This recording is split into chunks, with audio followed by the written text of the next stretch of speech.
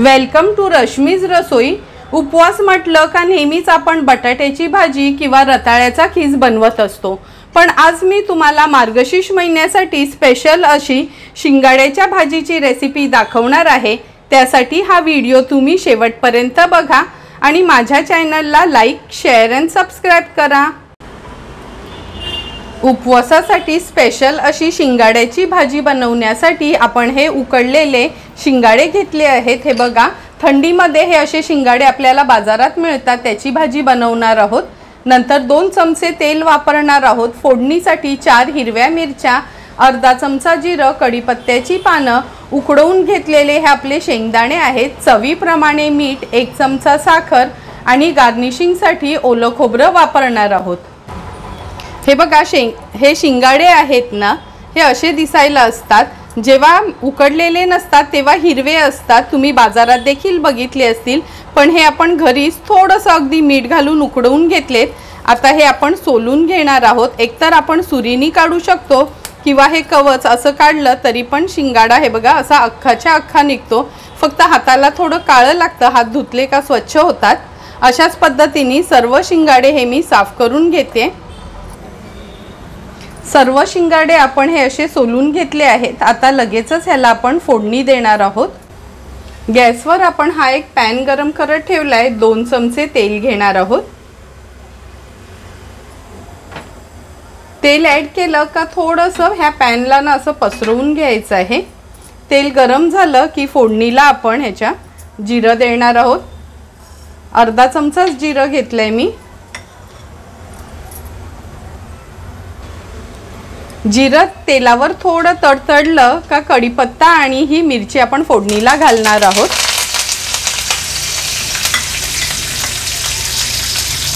मिरची आणि कढीपत्ता छान परतून घ्यायचा आहे फोडणीवर।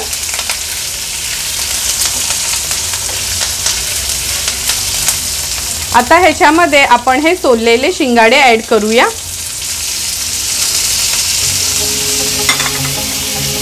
नंतर हे उकडलेले शेंगदाणे आहेत हे ॲड करते।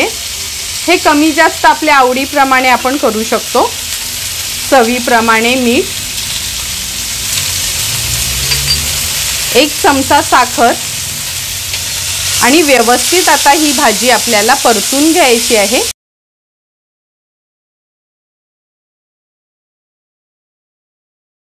एक मिनिटभरासाठी भाजी आपण छान तेलावर परतून घेतली आहे। आता झाकण ठेवणार आहोत आणि 2 ते 3 मिनिटांसाठी लो फ्लेमवर छान वाफ काढून घेऊया। 2 ते 3 मिनिटं झालेत, झाकण काढून बघूया आपण। गॅसची फ्लेम मी मीडियमवर करते आता आणि एकदा परतून घेते। परतून झालं की ह्याच्यावर आपण हे खवलेलं ओलं खोबरं ॲड करणार आहोत। 2 चमचे एवढं मी हे ओलं खोबरं घेतलेलं। झटपट अशी आपली उपवासाची शिंगाड्याची भाजी तयार झाली आहे।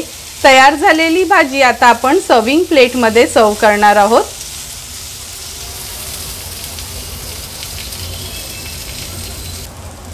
सुंदर अशी ही उपवासाची आपली ही शिंगाड्याची भाजी रेडी झाली आहे।